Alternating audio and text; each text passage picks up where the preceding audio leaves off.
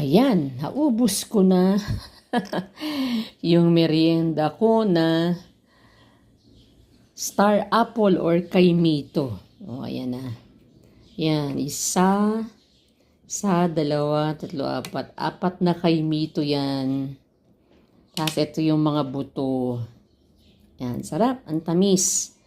Yan, maganda po yan. Maganda sa health. Yan, ang kaimito. Tingnan nyo, pagkagamitan mo siya ng kutsara, mas madali siyang kainin. Kaysa dun sa babalatan mo lang ng kamay mo, madagta eh. Pero pag ganito, mas madaling kainin. Ayan o. Ito yung loob niya. Parang merong parang may milk, 'di ba? Parang merong milk. Yan. Sarap. Sarap po ng kaimito. Yan.